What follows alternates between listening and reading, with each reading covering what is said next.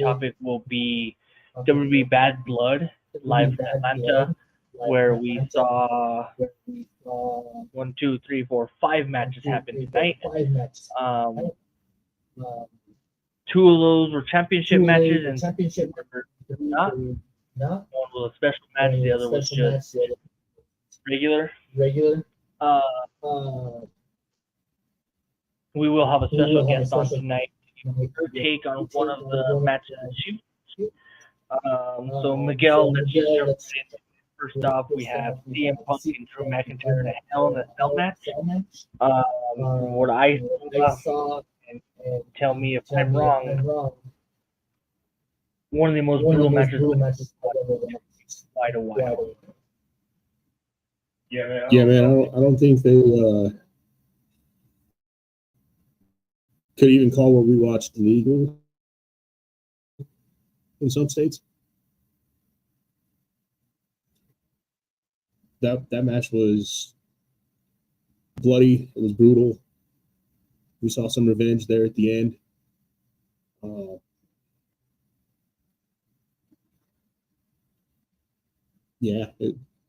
Slaughter, maybe that's a good word for it, with all the blood and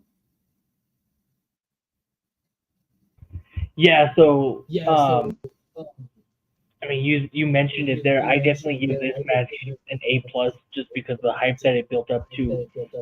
Just some key moments and takeaways from this match. We saw CM Punk damn near murder Drew McIntyre with the toolbox face. And what was definitely flashback to Bret Hart and Stone Cold, their submission match back in '97 at WrestleMania 13, I think it was. We saw, like you said, a lot of blood. CM Punk started the best first, and then McIntyre decided, I'm going to just start gushing out blood. It had been a very, very long time in my recent knowledge that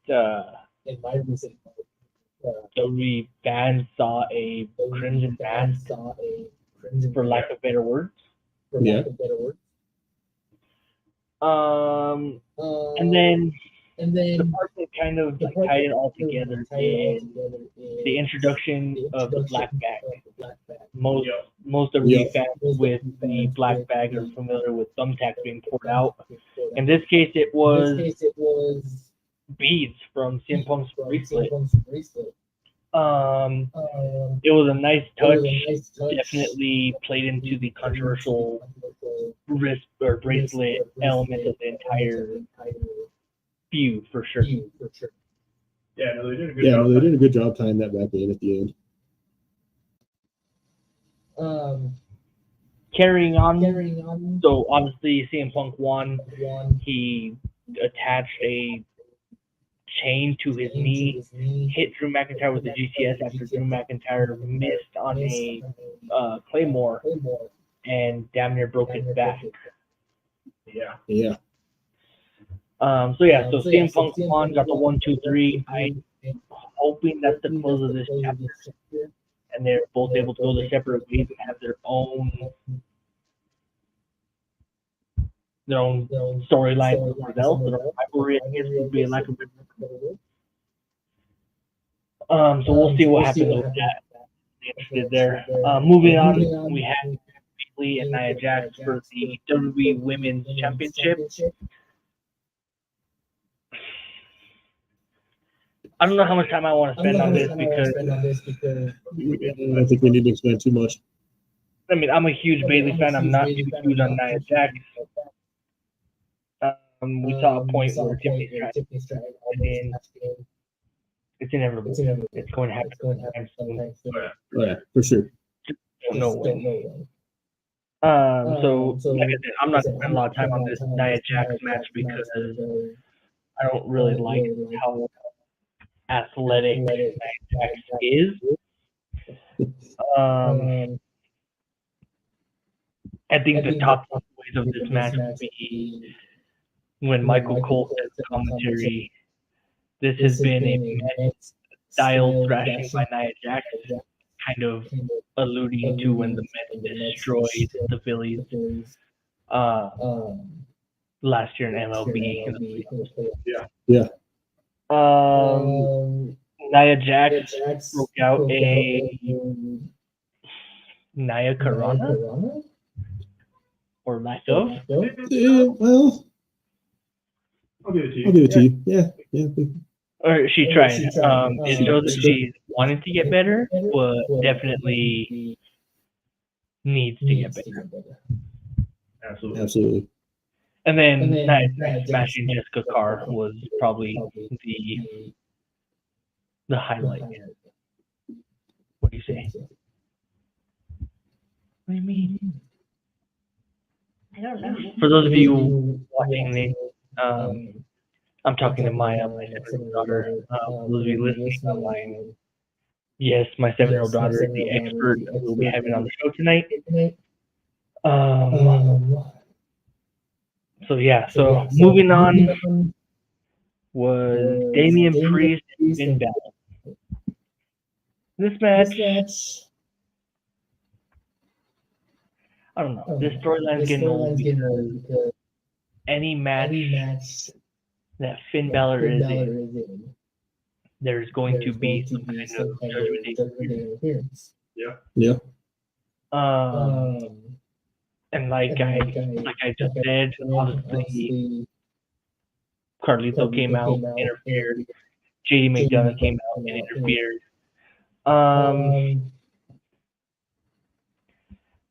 During the peak match, it never really felt like Finn Balor had a chance of winning. No, he was pretty dominant with Damian throughout most of that match. Finn hit a couple of his signatures. Oh yeah, he hit 16-19. He was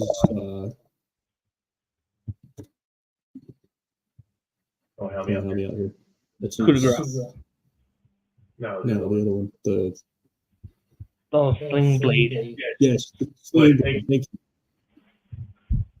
But I mean, he really didn't have much in terms of offense throughout the entire match. It was pretty dominant from the beginning with Damian. Yeah, for sure. Like I said, it didn't really look like Finn had a chance, even when Judgment Day came out and helped out. That's just dribbling on his freaking name. Damian Priest. Still fended them off, didn't really get sidetracked. Didn't spend too much time working with it. Definitely kept his mind on the match. So I mean, it was a decent match. My overall grade would be a C+. It was decent, not great. Yeah, But it wasn't bad. I think my favorite part of the match was when Damian Priest yeeted Balor across the table.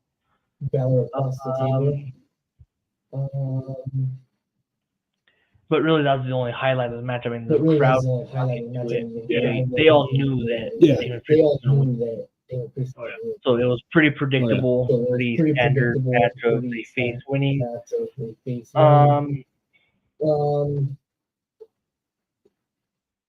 Carrying on. Triple H's announcement of the Crown Jewel title. Happening in Riyadh, Saudi Arabia. The title is nice.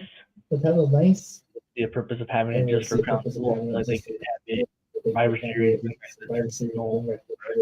Raw versus SmackDown type match. But I mean, it's a nice gesture to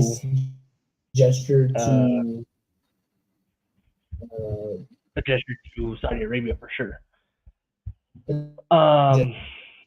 Some of the highlights and funny parts of that match, Triple said I was terrorizing WCW. I don't know if you caught that. Oh yeah.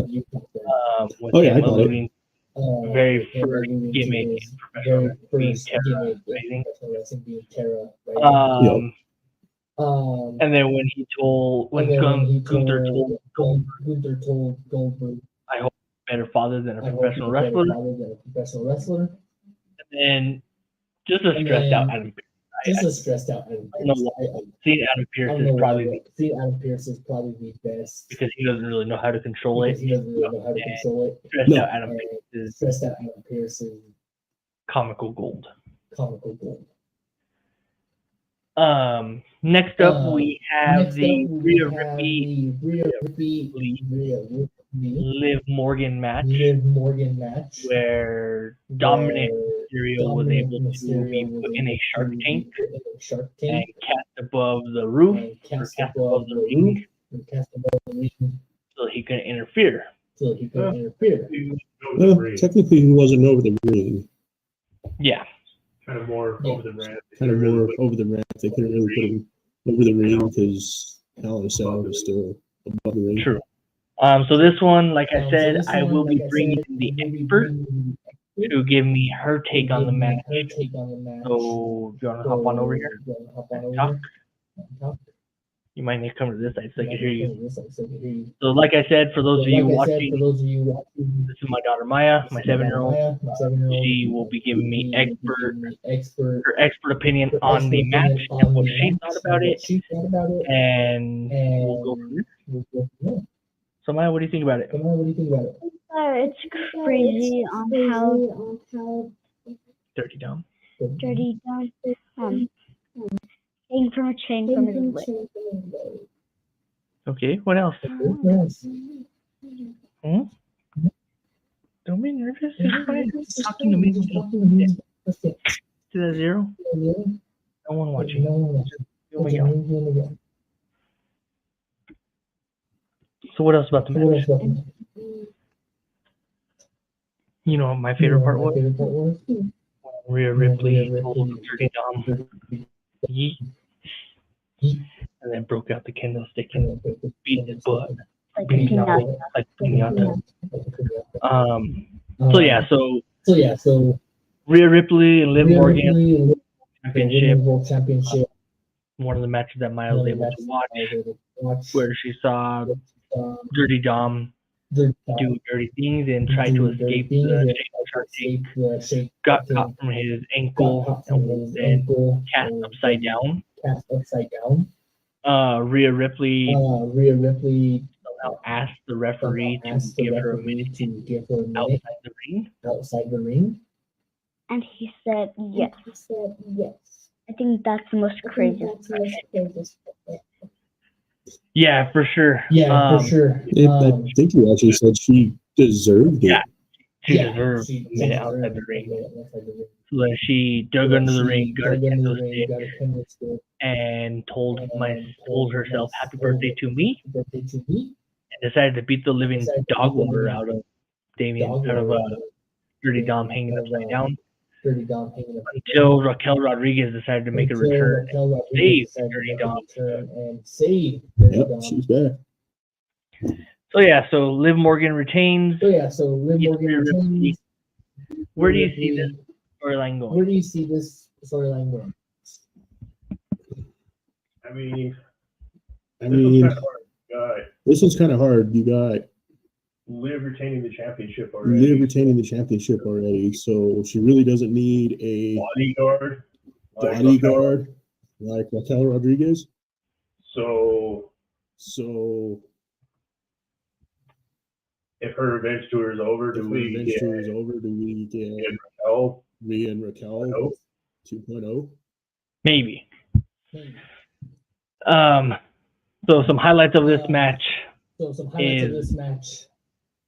mostly commentary. Yeah. There was one point in commentary where Corey Graves said, I hope one day she meets a guy with big muscles, maybe even Australian. Alluding to Rhea Ripley's real life husband, Buddy Murphy, who's in AEW. Who's a very muscular Australian dude. But yeah, I mean, really good chemistry between the both of them. would like to see the match finish cleanly, Yeah. but Yeah. that it didn't happen. So whatever. So moving on. We have Cody Rhodes with Roman Reigns versus Solo Sikoa with Jacob Fatu. What was your take on this match?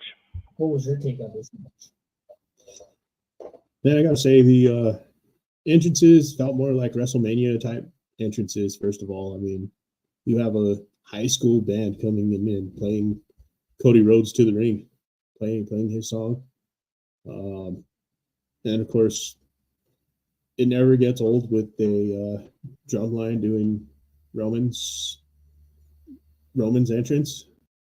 I think that should be utilized more often.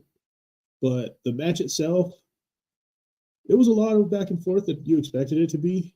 There was points where, Roman and Cody both got their licks in, and then, of course, you saw the Samoan Werewolf definitely decimate for a while, and then Solo kind of coming in when he felt he needed to. Overall, up to the last 5 minutes, it was kind of like everybody was kind of on their edge of their seats, expecting a little more, and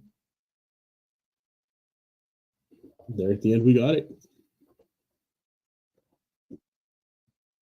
So was The Rock returning? Spoiler alert, by the way. Was The Rock returning the return you were expecting?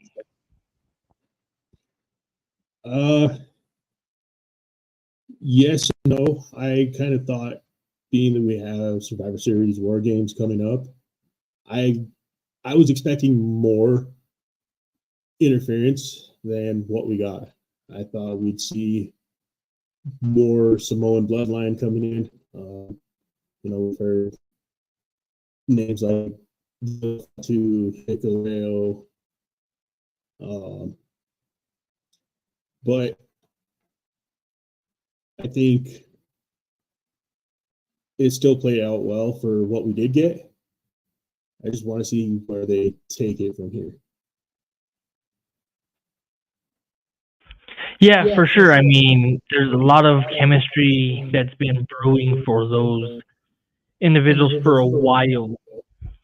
I was happy to see The Rock. He left us with a lot of questions at the end where he did 1, 2, 3 and his neck thing that he however the hell he does it. But overall, I mean, Cody and Roman, despite the questions of them being able to coexist, were able to fend off, for the most part, the attack of Jacob Fatu and Solo Sikoa. The match was your standard tag team match. I mean, there wasn't no free for all. It wasn't out of control until, like you said, like the last 5 minutes where Cody decided to jump from one end of the ring post onto the announce table. So the match took the form of a standard tag team match for the majority, with the heels working over the American Nightmare before obviously the hot tag comes in. Roman comes in and destroys everybody. The team of Roman and Cody never really fell behind after the hot tag. Like I said, Cody Rhodes wiped out Jacob Fatu with a splash from the top ring post through the announce table and setting the stage for the Roman Reigns and Solo Sikoa showdown. As Cody jumped, he decided to give the salute, signifying the end of his existence in the match. Of course, every bloodline match, no matter what side you're on, has to have some kind of interference. And of course, today's interference just happened to be Tama Tonga and Tongaloa, who made their presence known but Roman Reigns still has family, and we'll leave it at that.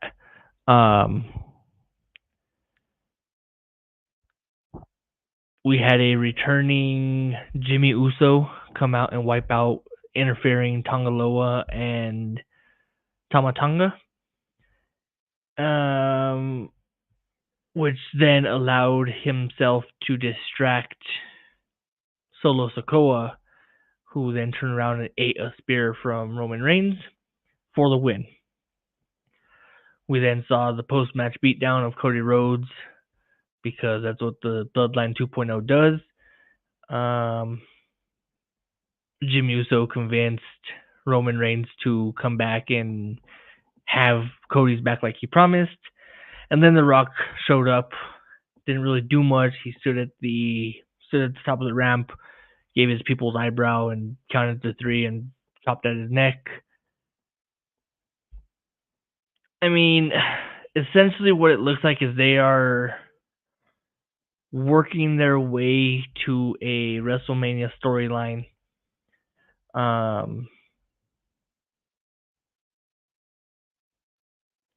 We'll see, I guess, how it plays out at Survivor Series on the 30th of November, on where The Rock plays into that storyline. But what was your takeaway from the match?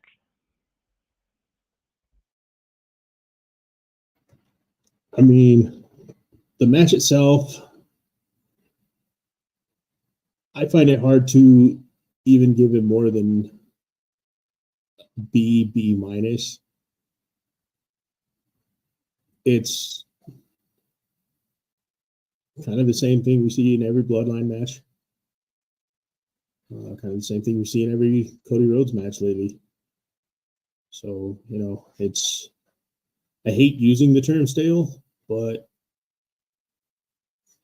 until you get the interference, until you get the returns, the match itself wasn't anything spectacular. It wasn't, the premium live event. And for that to be the closer, that to be the main event, really not screaming premium at me.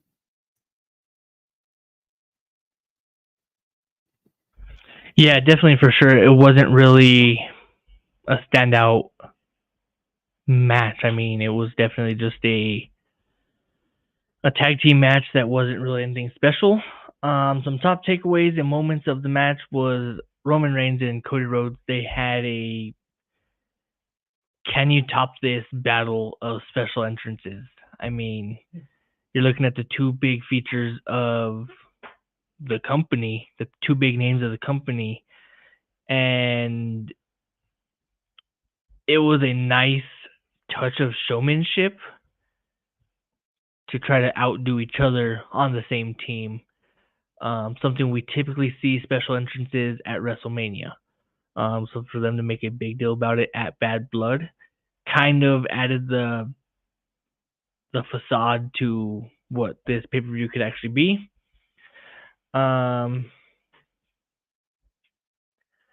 Michael Cole also said on commentary that it was the first entrance for a premium live event that Roman Reigns has made in 4 years without a title over his shoulder. So if you think about it, for the past 4 years, Roman Reigns had some kind of gold over his shoulder, making a premium live event entrance. Michael Cole's the MVP at anything.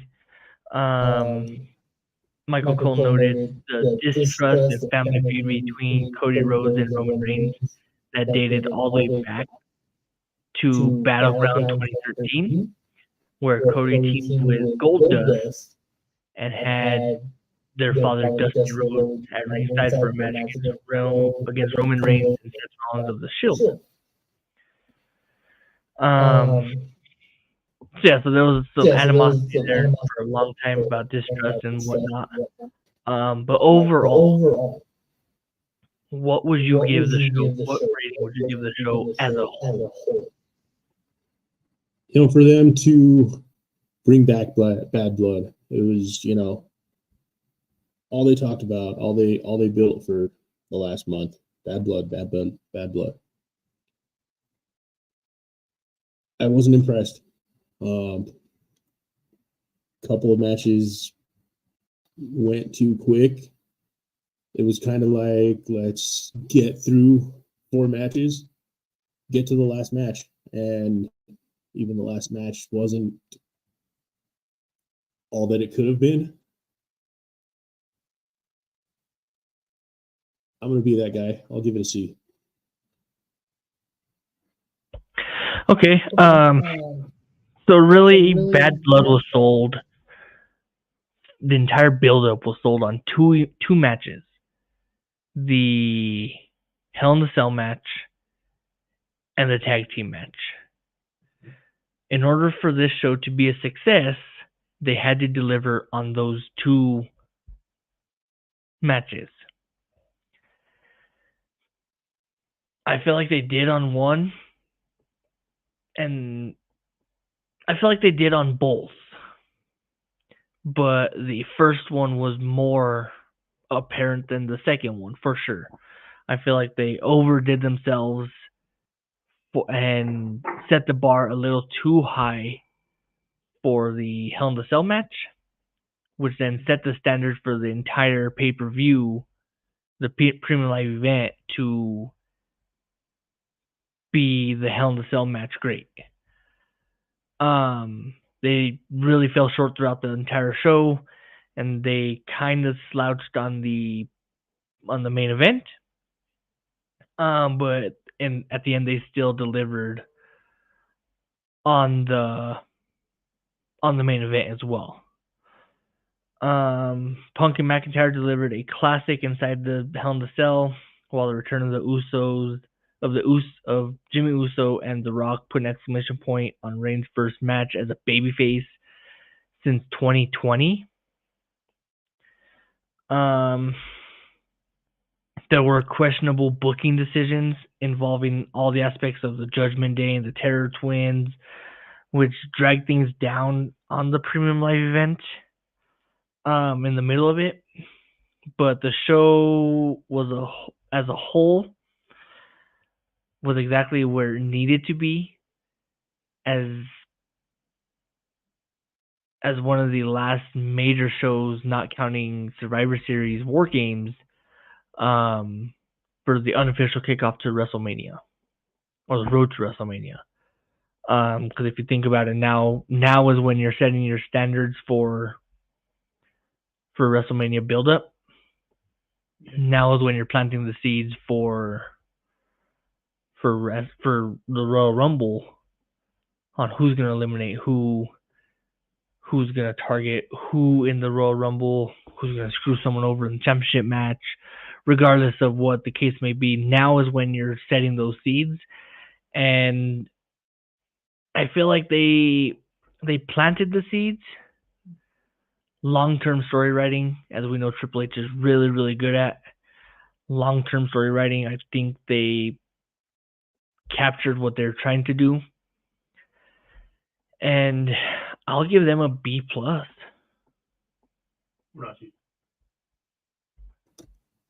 We're not too far off on that thing. No, so definitely, so like I said, definitely a very, very good show. It was very entertaining, very well kept. Didn't really steer off any kind of broken path and try to recreate the wheel on something different. Any last thoughts on the event? Not really. I think you hit on all the big points. I'll still stick with a C, but I'm not going to argue your B+. We definitely did see one more teaser there right at the end after we closed out. Yeah, so as Miguel just mentioned, we did see a teaser Well, actually, we saw 2 teasers. We saw the coming soon teaser, which my thoughts are maybe it's Motor City Machine Gun. Yeah, so Motor City Machine Gun, who I've actually kind of followed since their TNA days back forever ago. But then we also saw a Wyatt 6 vignette where at the end it looked like it was Alexa Bliss. Yeah, we know it definitely wasn't Nikki Cross. So, I mean, I'm really hoping that it was Alexa Bliss, and we finally see our 6th member. Yeah, definitely. Hoping for something major like that to add to the Wyatt 6 web that they have cast. But yeah, so that will be doing it for us tonight. You can catch this podcast on YouTube. You can catch it on Facebook, on all major social media platforms. You can also catch it on all major podcast platforms as well. While you're in those platforms, please make sure you like, share, subscribe, leave 5-star reviews, leave comments, tell us what we need to be doing better. We can only grow from what you were telling us to do. Miguel, thanks for being over. Thanks for coming on, talking some wrestling with me, and going from there. Hell yeah, man! Thanks for inviting me, throwing a good little party. You've been a hell of a host, and not just on the podcast, but just the whole day. So yeah, man, thank you. So yeah, so like Miguel said, thanks for being here. We appreciate you guys for sure. Like I mentioned earlier, go like, share, subscribe, do everything you have to on social media to get us out there. We're very new and trying to get our name out there. So until then, see you guys later.